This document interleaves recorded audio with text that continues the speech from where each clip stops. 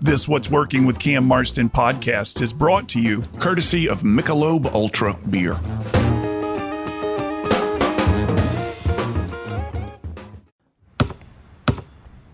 They say consistency is the key to success. They weren't wrong. So how about grabbing a beer that's consistently smooth, consistently refreshing, and consistently light? You might just find that the road to success can be pretty enjoyable. Michelob Ultra, the perfect balance of taste and refreshment, and only 2.6 carbs and 95 calories.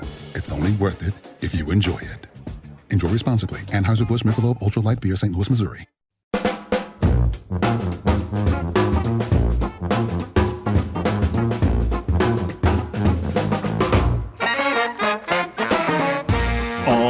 Here we go. Welcome, everybody, to What's Working. I'm Cam Marston. What's Working is brought to you by the Alabama Center for Real Estate, housed in the Culverhouse College of Business, all housed at the University of Alabama.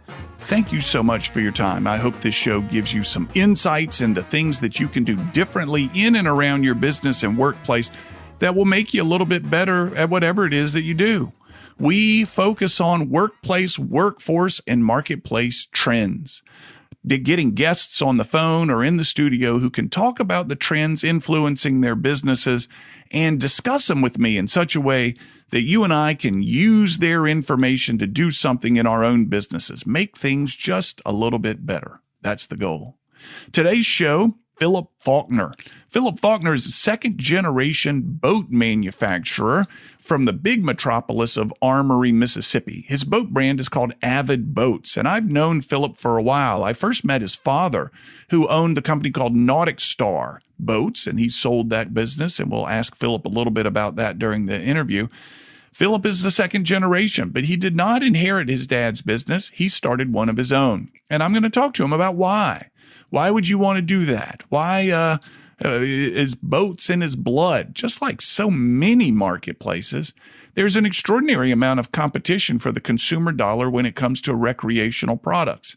And boats are by no means a necessity. Now, there are people out there listening who would dare to disagree with me on that one. Their boat is a necessity. But by and large, boats are certainly not a necessity, particularly a beautiful fishing boat, which is what Phillip's into these days. His business is building these things up in Armory, Mississippi, which, by the way, isn't far from Tupelo, just on the western side of the Alabama state line. And I'm very curious of what got him into this, how his business began, what he learned from his father. He's a young guy. What's it like to manage and lead people older than him? What are the trends in boat building? You know, do we need more cup holders on boats or louder speakers or something like that? We're going to check Phillip and his business out when we come back from break. Have him on the line talking about what it is that he does. So, before we jump into the break, though, it's always time to promote the things that are important to me and hopefully will be important to you when it comes to the business world, one of which is our succession planning workshop. May 26th, you've heard me talk about this. May 26th is the date, Thursday afternoon. Community Foundation of South Alabama, downtown Mobile, Alabama. You can Google them and get an address.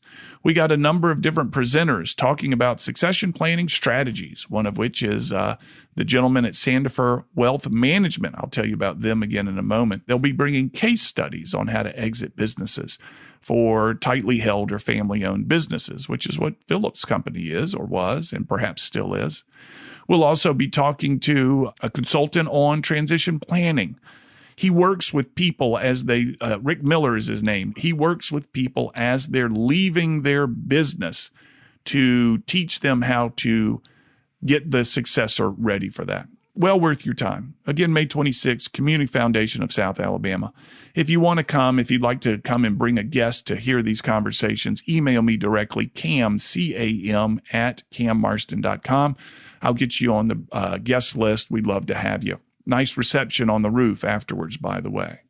Before we go to break, when it comes to saving for a child or grandchild's education, perhaps even your own, you have options. Call Sandifer Wealth Management. They'll discuss the key features of education savings plans and help you decide which education funding strategy is right for you.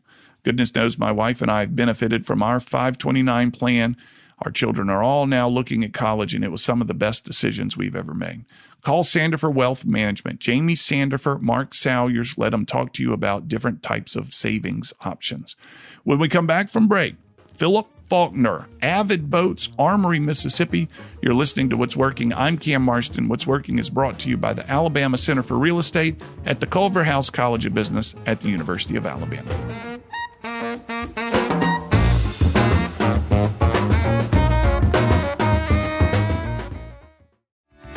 Do you have an industrial or commercial construction project you're ready to make a reality? Persons Services Corp is a diverse specialty contractor capable of tackling complex projects. They've won awards from Engineering News Record and the Association of General Contractors. If you're looking for a turnkey project management solution, advanced technologies, and skilled personnel you can trust, look no further than Persons Services Corp. Find out more at personsservices.com.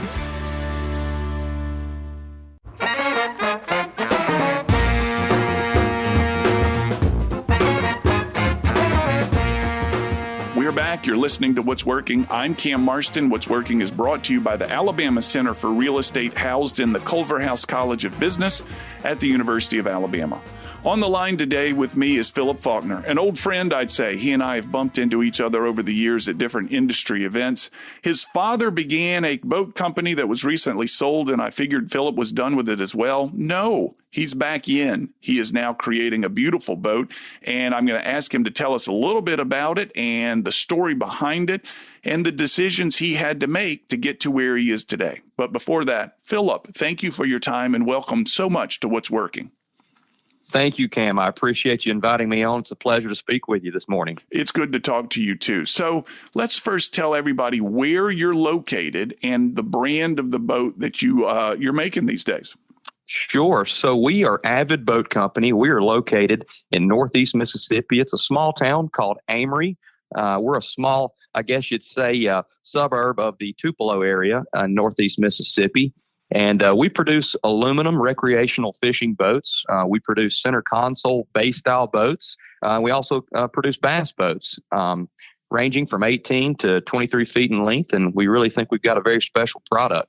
I'm looking at it online. Of course, all those online photos are going to be gorgeous. But what really struck me was, I thought, the affordability of the product. And I want to get to that in a little bit. But take me through the sale of Nautic Star. You were involved in the business with your dad.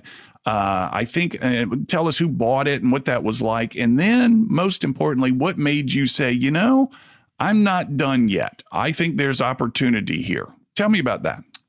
Sure. So, well, my father, he founded Nautic Star Boats back in 2002.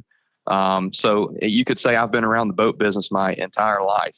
It's really all that I've ever known. And, you know, even growing up junior high and high school and even on throughout college, that's where I always worked throughout the summers. And I was always very, you know, immersed into that culture and the boating lifestyle and the boat manufacturing. And it's really all I've ever been passionate about. You know, Cam, you could have asked me, you know, what do you want to do when you grow up? When I was 10, and I would have told you I'm going to build boats like my dad. So I've always had a lot of respect for my father and, you know, his accomplishments and seeing, you know, him go through his journey as a professional in the marine industry. And it's something I've always respected and always been passionate about having a part in myself. And so he founded the company back in 2002 and, grew that company and grew that team and was able to do a really good job there. Made it through the, recession, 2008, 2009. That was some trying times for everyone in the marine industry, as you know, many industries, marine just being a small piece of that puzzle there, nationwide. But made it through that and made some really good financial decisions. And, ultimately, fast forward to, graduating from college, I, began my career there and started out in the marketing department, worked a couple of years as a sales rep in a territory, have done some things in the plant manufacturing boats. And so you could say I've really learned a lot of the ins and outs of various jobs and what kind of makes a boat company tick, which was a great education for me. And so ultimately I served there as a VP of sales and marketing. And at 2017, fortunately, business was good and continuing to grow on an upward trajectory. And ultimately had a good opportunity as a family. My father was coming to a point in his career, he was in his mid 60s and he said, I think this is a good time for me to retire. And so had a good opportunity there. A company called Mastercraft purchased the company in 2017. We made a family decision together that this was the best thing for our family, best opportunity for us. And so we did that, sold the company. And that went really good.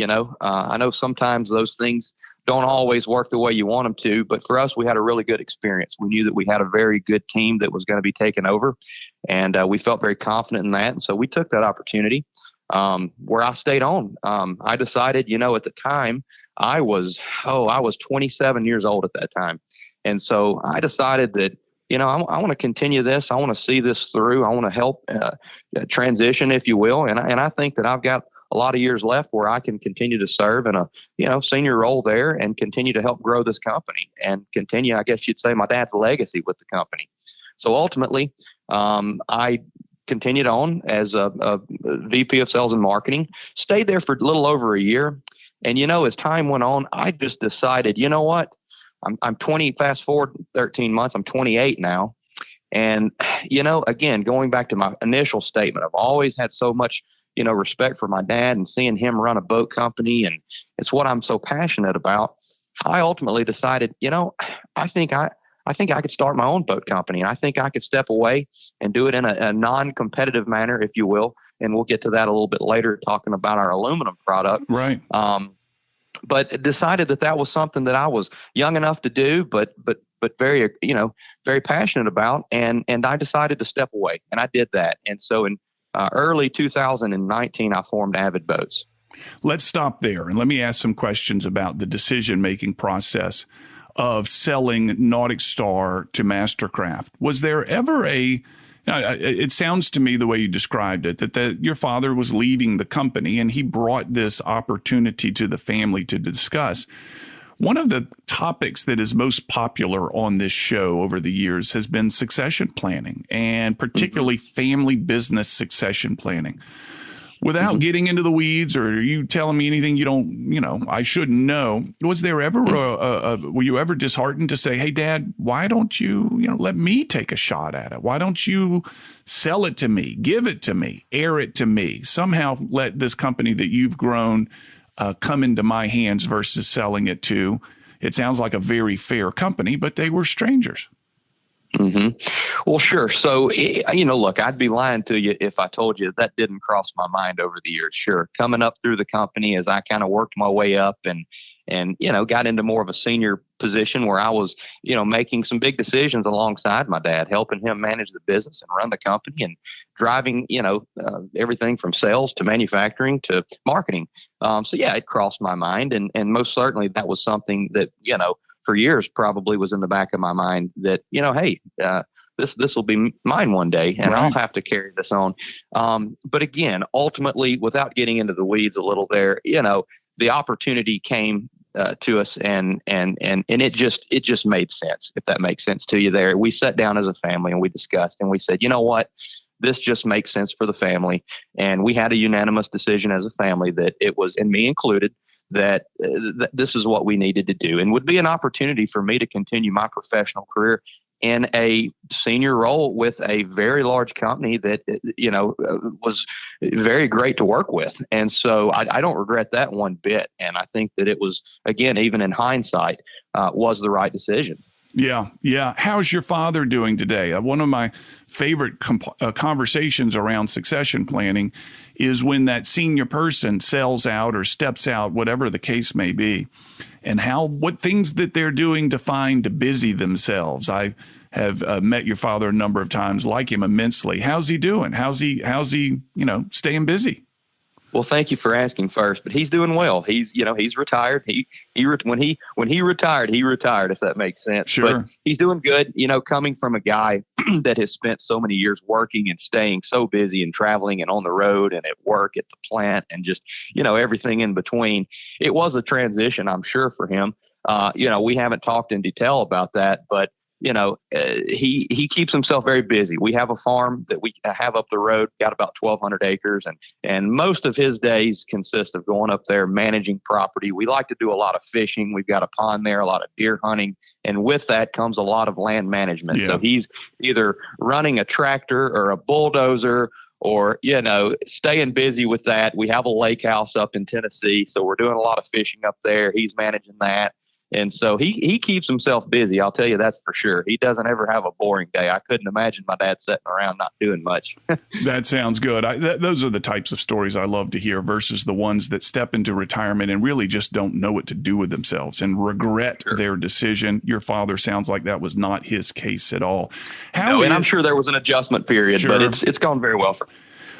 Do you keep up with the Nautic Star product at all? I know it was close to your heart for many years as a family product, and you cut your teeth there, or have you said, look, that's my past. I'm shutting the door. Avid is my future. Do you look at Nautic Star anymore? Do you have any care or concern about that? Not really. All I would say is that, I number one, I care very, very deeply for the company. That Nautic Star Boats has been such a shaping thing in my life, from my formative years all the way up through my professional career, where, like you said, cut my teeth. So I care very deeply. There's a very emotional connection to the company emotionally. And I'm so happy and so proud to see Nautic Star continue to succeed, to continue to excel and to grow. Whether, my family owns the company or operates the company or not. And so I don't keep up directly. I really have no say in anything there. But I do know they're doing very well. I know they're succeeding. It's been about, 5 years or so. And I know those guys are doing a phenomenal job. And I just want to brag on the management team and how good they're doing. And it's just been a great thing. You always want to see the company your dad started and that you work for, you care so much for, you always want to see that succeed long term. I'm very proud to say that those guys are doing a great job managing the company. When we come back from break, let's talk about any sort of non-competes you may have. Let's talk about any sort of dealer relationships you were able to foster along the way that got you conversations about this new product for your Avid boats. And let's talk about that aluminum hull versus the fiberglass hull, which I knew was a new thing for you versus the Nautic Star. Sound good? Look forward to it. We're going to step into a break. You're listening to What's Working. I'm Cam Marston. What's Working is brought to you by the Alabama Center for Real Estate, housed in the Culverhouse College of Business at the University of Alabama. We'll be right back.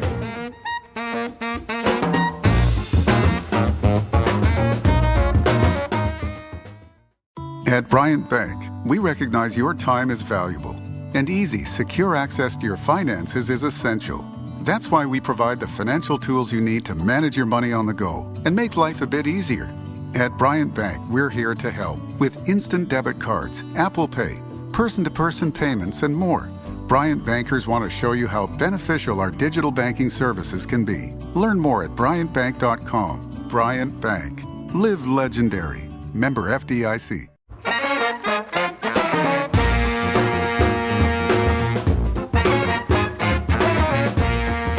We're back. You're listening to What's Working. I'm Cam Marston. What's Working is brought to you by the Alabama Center for Real Estate at the Culverhouse College of Business, all housed at the University of Alabama.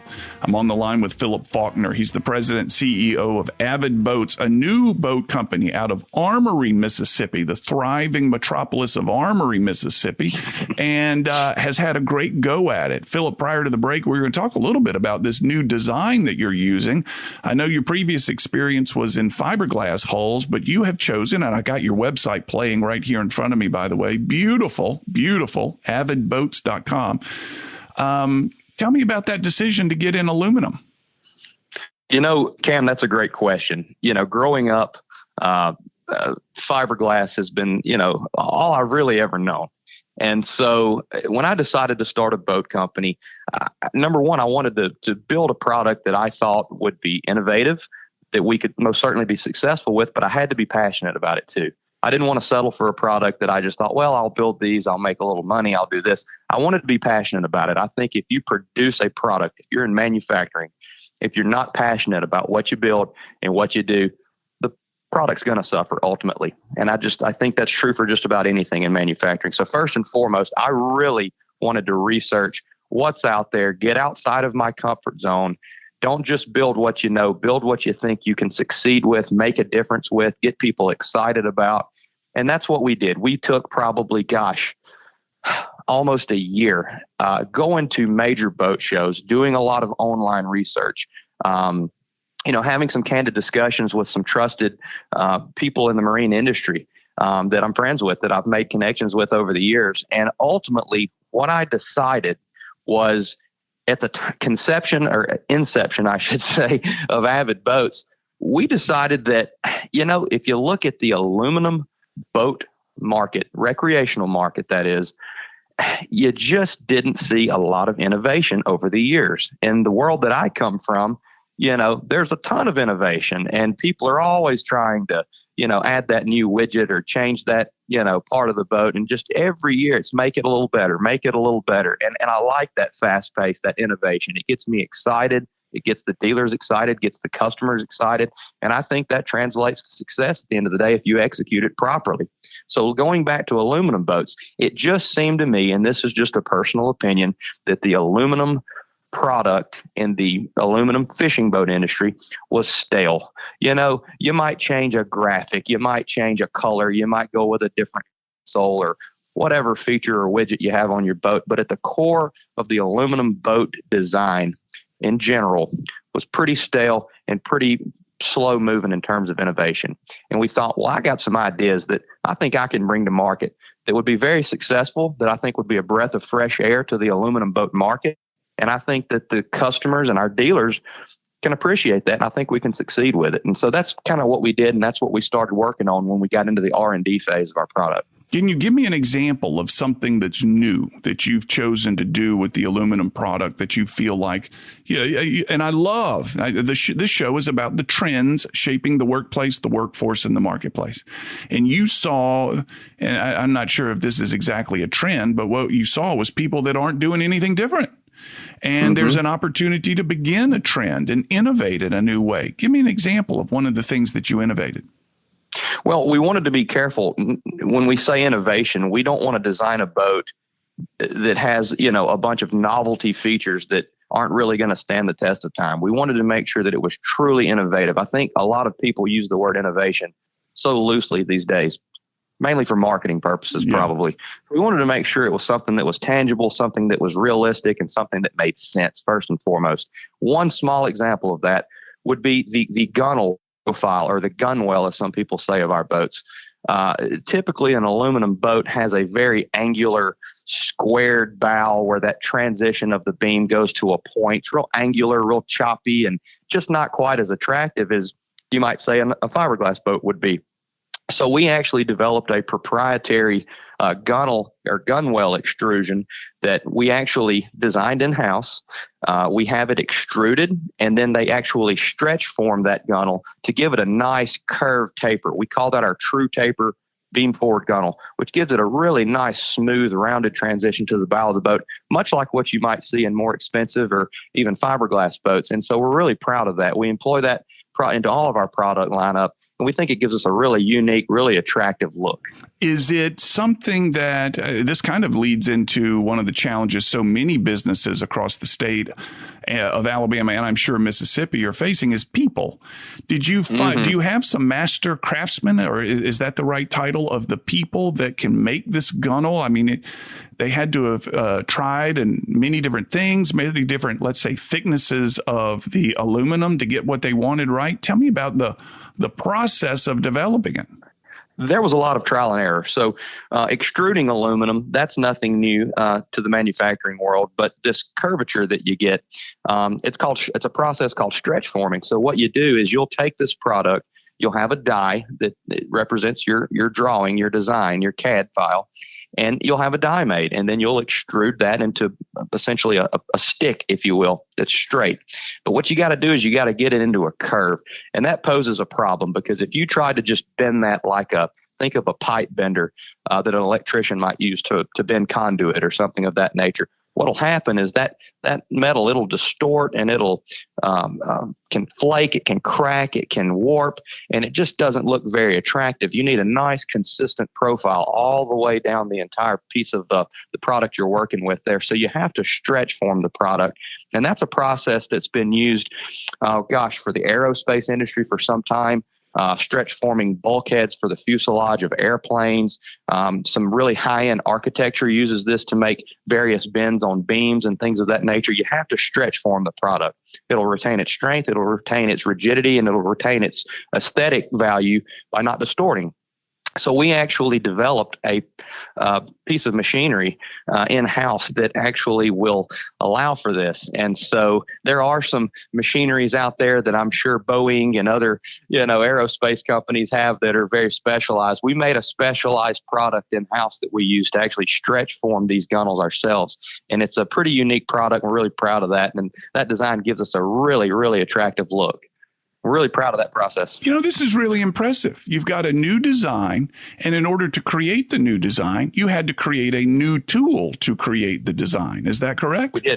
We did. That's correct. Yeah. And have you protected that tool? Have you patented or trademarked or whatever the word is for that tool? We really haven't, because, again, stretch forming aluminum or stretch forming steel, that process in and of itself is not new per se. Again, there are companies that do this on a commercial level, and some specialize in aerospace, some specialize, like I said, in some high-end architecture, different things. So we really just had to make one, but we had to make it work for our product, if that makes any sense. Sure. And so we don't, the process itself is not protected, but the product itself that we produce is. So that's a proprietary extrusion and a proprietary piece that is exclusive to Avid Boats, and we call that the true taper gunnel. Listen to yourself, Phillip. This is fantastic, man. This is all that years spent in the warehouse in the factory with your dad. Spent all the time on the showroom floor talking to owners at the different dealers across the country that you work with, coming out in this new product of your own. And it's got to feel pretty dang cool. Am I right about this? We're pretty proud of it, Cam. I got to say, it's a good feeling. It's a good feeling. It should be a good feeling. This is the fruits of the labor coming out in a new product. Tell me quickly, we're going to move into break here in a little bit. People, staffing, one of the trends in the marketplace today and in the workplace is there just aren't enough people. Is being in Armory, Mississippi helping or hurting you in terms of finding enough people to get the work done? I wouldn't say that helping or hurting, but I can tell you we are certainly not immune to the staffing challenges that we've faced as a nation over the past couple of years. So that's certainly been a factor for us, a limiting factor in terms of growth and production. But I will tell you this. What we're doing to combat that is a couple of things. Number one, we do have apprenticeship programs with 2 of our local junior colleges in the area and also 2 of our local high schools. So if you got a person that wants to learn how to be a good welder or whatever trade that it is that they want to go into when they, get some sort of associate degree or vocational degree out of the local junior colleges, or hey, you may have a young man or woman that says, hey, you know what? I want to go straight into the workplace. I'm going to graduate high school next year. I'd like to come work for you this summer and get some experience, and you can figure out if you think I'll cut it. And so we really, really rely heavily on our local education systems to kind of grow our own, if that makes any sense. And then number 2, what we do is I'm very adamant about the culture that I promote within my organization. Tell me about this. Oh, this is good. This has become so important in workplaces in times of the Great Resignation. Talk to me about culture. Well, so again, number 1, it's getting young folks that want to get in the workplace and working with those and making that connection so that they know we're here. It's like having a big sign saying, hey, I'm here. Come see me. We'd love to have you. But number 2, culture. And both I think are equally important. But culture, man, I want to promote a culture that is positive, that shows appreciation, that shows reward for your work ethic, and that rewards that. And, I can tell you, and again, this gets into some generational stuff, Cam, you could speak much more clearly to this than I certainly could. I'm not quite qualified to comment on, but I can remember the days, of old, generations a little older than me. It's like, hey, I shouldn't pat you on the back for coming to work on time every day and for doing what your reward is. You get a paycheck and you get to keep your job. And that's kind of been the reward for years and years. And that's very true. There is certainly truth to that. But I do a little bit of a generational change where, you got to show a little love, man. You got to show a little appreciation. Let folks know that you do value them, and the fact that they're working with you and that they chose to work with Avid Boats and that they take pride to come to Avid Boats every day.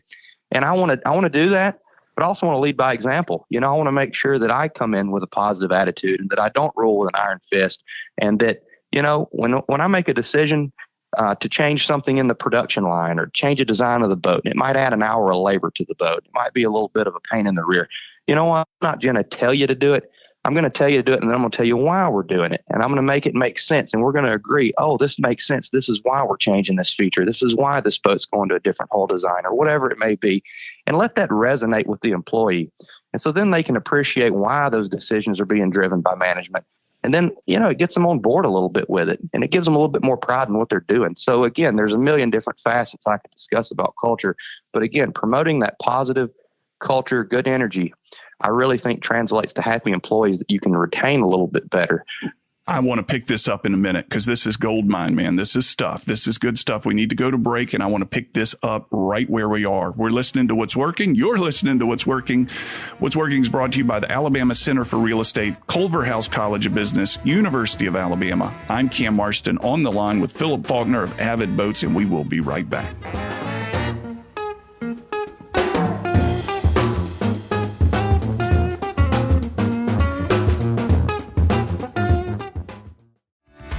Need a trustworthy contractor for your next big project? Person Services Corp has served clients with dedication to safety, quality, and performance since 1978. Headquartered in Mobile, Person Services Corp has offices in 5 southeastern states to meet your project demands, from industrial to commercial to disaster recovery to infrastructure. Person Services Corp has a project management team ready to make your project a success. Find more at personsservices.com. Customer service never goes out of style. In fact, I think it's safe to say that customer service is more valuable and more important now more than ever. Hi, this is Cam Marston. One thing that my over 200 episodes of What's Working has taught me is how important customer service is to building and maintaining a thriving business. It's the growing need for customer service that's led me to partner with one of the state's leading customer service trainers to create our program called Delivering 5-Star Customer Service. Your team will get one 90-minute training session per month for 6 consecutive months. Each session builds on the skills learned the previous month, allowing your customer-facing teams to practice before moving on to the next lesson. And the 6 lessons address everything from appearance to electronic communications to conflict resolution to maintaining a service mindset. Our program travels and is delivered in person at your workplace, nothing virtual. You simply can't practice the level of the skills this course teaches virtually. For more information, email me, cam@cammarston.com, and let's schedule a time to talk. Remember, you have less to fear from outside competition than you do from discourtesy and bad service from inside your own company. Again, email me, cam@cammarston.com, and let's talk about your business.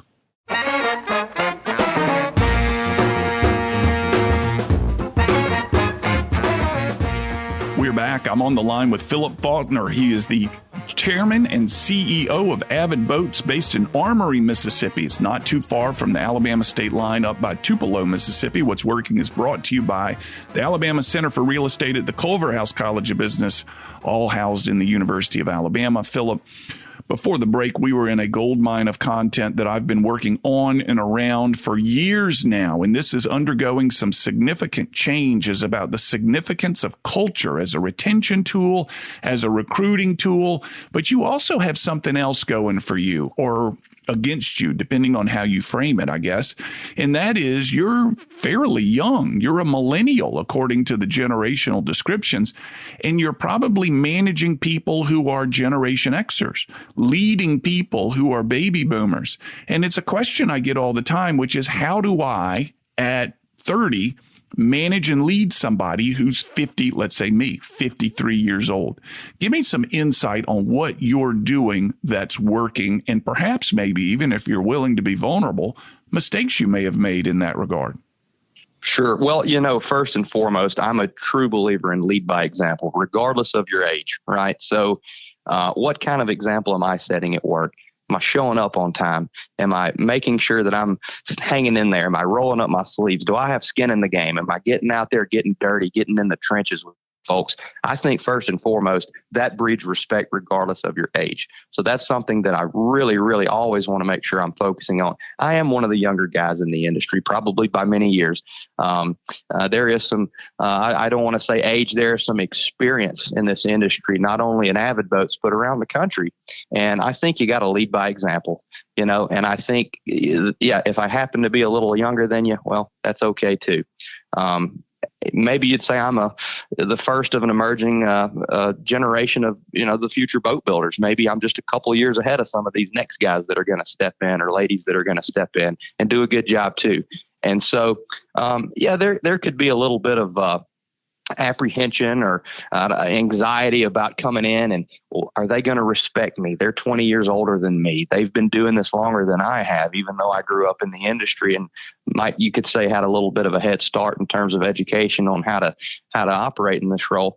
There's a little bit of that. And that's something you just got to overcome by just being a guy and doing the right thing every day. I think you got to earn it. I don't think they're going to give it to you unless you show that you're competent, you're confident, and you're doing a good job, and they can rely on you. And I would say that's not one generation looking to the next. That's just people. If you're 30 something years old and there's a 30 something year old working alongside you, he or she is going to say the same thing. I don't care if you're in the same or different generations. Are you competent? Are you confident? Are you able to lead people well? But have you experienced anything in leading people older than you that you, in hindsight, say, I did that wrong, or knowing what I now know, I would have done that differently? If there's anything I would say that, I would do differently, I guess you'd say probably early on, being a younger person, maybe I try a little too hard to show that, hey, I know what I'm doing. Hey, I promise you, I'm not going to lead you astray. Maybe trying to people please a little too much on some of those that are a little more experienced than I am, that have a little more time under their belt in this industry than I do. That kind of be everyone to everything. And, it's really hard to do. I guess that would be one thing that I would say could be something that I've learned in the last couple of years. But, Cam, I'm a bit of a generational oddity. I'm a 31-year-old guy, but, when I get in my truck, I cut on the 70s on 7. I'm listening to the classic vinyl on XM radio. And I grew up in a culture where I feel like I was born 20 years too late. So I'm a bit of a generational oddity in that regard. You are an old soul, as they call them. You're an old soul. That's a good way to put that. Yeah, exactly. Tell me what kind of market research you did on the pricing of your products. Because as I look through your website, the price is boldly posted there. And like I said a moment or when we began this, it looks extremely reasonable. And when you buy a boat, you just expect to pay a lot. Boats cost a lot. However, your boat seems approachable. Tell me about that. Boats do cost a lot. And, we're not immune to the inflation that we're seeing right now. We're not immune to the rising costs, and wages are rising as well. And that doesn't come free. And so that ultimately translates to a bit more of a pricey product. However, I think the type product we build, the raw materials that we work with just inherently aren't quite as expensive. And so that's one thing. But number two, when you decide to start a company and you're going to manufacture a product, or even if you're in the service industry, you got to know who you are. What's your story, and stick to it. What kind of company? And don't try to be a company you're not. I think we need to be true to who we are, true to who we say we are, who we market ourselves to be. And by that, determine who your core competition is. And once you do that, you've got to do some market research. You've got to look out and say, okay, well, what's out there? What's selling well? What's not selling well? Where are they priced? Are we noticing any pricing trends? Are these guys pricing themselves out of the market? Are these guys doing a bad job marketing? Where are they priced? Where do we need to this big picture? And how are we going to kind of create our own little niche that makes sense for us? So we really want to be conscious of our competition, their pricing, what they're doing. But we also want to be fiscally responsible. And, hey, I'm very passionate about this industry, but at the end of the day, you want to be a profitable company too. So you've really got to toe that line and be very, very careful how you approach pricing. Did you do any sort of persona researches on who you want your customer to be? I've developed these things for some of my financial services clients of building a stereotype Generation X male or building a stereotype baby boomer female where all the data is present. And I use the data to draw out kind of a day in the life of this individual so that in this financial services business that I've done these for, the advisor can read this and feels like he knows him or her. Who is your customer? How much research have you done on him or her? If I can speak candidly with you, I really haven't done a lot of research in terms of the persona of that customer. I've done a lot of research in terms of what sells, what doesn't sell, what's popular, what's not popular, what type of retailers seem to be doing the best job with our competition. And is that the type of retailer that we think we need to be successful with? I've done a lot of that type of research. But in terms of who is that buyer, what is that demographic, or what's a day in the life of an average, Avid Boat customer? To be quite frank with you, that's just, again, growing up and having been so immersed in this culture, this boating culture, the dealers, the fishermen, recreational fishermen, that's honestly just something that's been so ingrained into me, and just tribal knowledge, having grown up in the business. I just feel like I know these customers, and I feel like I've known them for a long time, if that makes sense. But that's more of a tribal knowledge thing from just being in it and living it and being so immersed in it for so many years. Give me an example of a trend in boat design, like a feature in a boat design that I wouldn't have seen 5-6 years ago that now is emerging on new boats. Well, for the aluminum industry, I'll tell you one big thing is a performance pad hull bottom. Typically the aluminum boats of old would be either a flat bottom boat, or would be maybe what they call a mod V, 6-degree dead rise keel, that type of product. And it wasn't a performance. If you wanted performance, you really needed to step up to a glass boat. You needed to go ahead, spend a little more money, and you needed to get into that to get performance. And aluminum boat designs have gotten really advanced over the last 10 years, I would say. Pad hull designs, complicated transom setback plates. And even just from an aesthetic standpoint, you're getting away from a lot of the more, angular, kind of basic, kind of antiquated styling cues to more modernized, updated, something that would rival more expensive boats. So now, I think the stereotype would be, aluminum boats. They're ugly, but they're less money, so I can afford it. So I can settle for that. Or it was, fiberglass boats, they're more expensive, but man, they sure do look a lot better and they ride a lot better. And I think it's interesting where you see a lot of boat companies in the aluminum world, not just Avid, but competitors of ours, are saying, hey, it doesn't have to be that way. We can make these boats ride good, perform good, feel good, be predictable in the way they drive. Yeah, they might be at a little bit better price point, but you know what? These boats perform, and you don't have to feel like you settled for something. You know what? They're more durable. They're a little lighter, a little easier to tow. And, I'm going to buy an aluminum boat because I want an aluminum boat, not because I can't afford that big, expensive, shiny boat. I love it. And there's no question that you're absolutely on top of your game, and based on what I'm hearing here. It's fantastic. We're coming to the close. Tell people how they can find you, your company, or if you know off the top of your head, any of the dealers around Alabama. Our show is broadcast across the state if they want to go kick the tires, so to speak, of one of your boats. Well, I'd love to name drop all of our Alabama dealers, but gosh, we've got quite a few retailers in the state of Alabama and even the Mississippi Gulf Coast for that matter. My advice would be just to go onto our website, go to avidboats.com. We have a great interactive dealer locator. Pop in your location. You'll get a list of your closest dealers with all their contact information, their addresses, links to their website. And of course, you can always call us at Avid Boats here. Google us. You'll find our number on here, and we'd be glad to take care of you. Our customer service could always put you in contact with a local retailer. And for anybody who's interested in Avid Boat, we do factory tours. So we'd love to have you here at the factory. Call customer service, set up an appointment. We'd love to show you around the factory before you buy a boat. It'd be our honor to take you around the plant. Phillip, my daughter is a student at Ole Miss. I travel not far from you when I go to visit her. You can count on me dropping in sometime in the fall when we go to visit her one football weekend. Stop by on the way to Oxford. We'd love to have you, Cam. Absolutely. Thank you, Phillip. And thank you so much for your time. That's a great interview, great content. You've always had a fan. Now you've got a big fan in me. I wish you the best.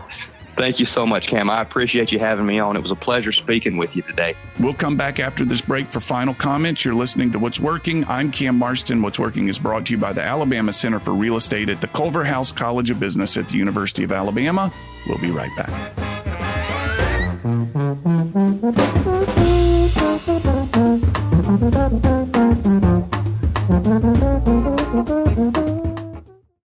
At Bryant Bank, we believe your goals are worth chasing, and every step along the way is worth celebrating. From your hopes for the future to the challenges that keep you up at night, we're here for you. Bryant Bankers put care into action to help you live legendary by stepping up when you need us most and doing what's right even when no one is watching. Come experience a local bank whose people greet you by name and treat you like family. Bryant Bank, member FDIC. Hi, this is Tony McCarron. When I'm not out recruiting the best and the brightest that the city of Mobile has to offer, I'm listening to What's Working with Cam Marston. Now back to the show.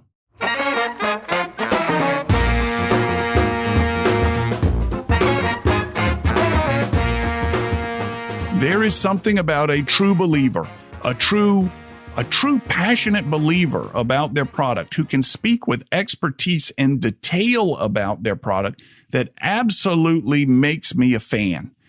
We're back, obviously. This is Cam. You're listening to What's Working. What's Working is brought to you by the Alabama Center for Real Estate at the Culverhouse College of Business, University of Alabama. Phillip Faulkner knows his stuff. 31 years old, knows his stuff, can speak to his stuff with unwavering confidence, which gives me nothing but enthusiasm for whatever it is he's doing. He's made a true believer out of me. And it's just amazing how powerful that is, to be able to do that. This book that I've been talking about on this show now for seemings like forever, by the way, I worked on it again this morning. One of the chapters in the book is about knowing your stuff, being the expert, knowing the detail of your stuff.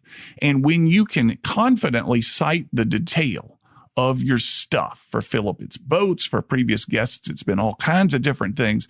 But when you can confidently cite the detail of your stuff, you convince people that there is nothing better. You convince people that you're the expert and that your product is absolutely best. And I heard it in spades with Phillip. It was so good. I've been I've liked Phillip for a while. He and I have known each other for several years, see each other at the industry events. But Phillip has turned me into a fan, and that's a big transition. And let's be clear. I'm not a fan because I've handled the product. I've not touched one of his new boats. I'm a fan because of the way he talks about it. And I think there's something to be noted with that.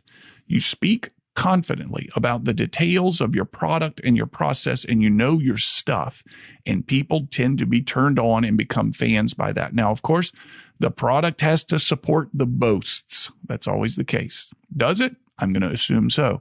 But the product has to back the boasts being made about it. That'll wrap us up for this week, everybody. You can find this show at whatsworkingcam.com. Check me out on social media. You'll find it often at Cam Marston and then the numeral 1. Whatsworkingcam.com is where you can hear this again, as well as subscribe to the different podcast distribution sites that we do. You want to hear this show as well as others? Go on that site, whatsworkingcam.com. Find your favorite podcast distribution site, click on it, and subscribe. And if you're in one of them that allows you to rate it, we would encourage you to do so too. The show is produced by John Thompson with Eye on Digital, and a great help and ally to the show. We'll have another good show next week. Have a good week, everybody.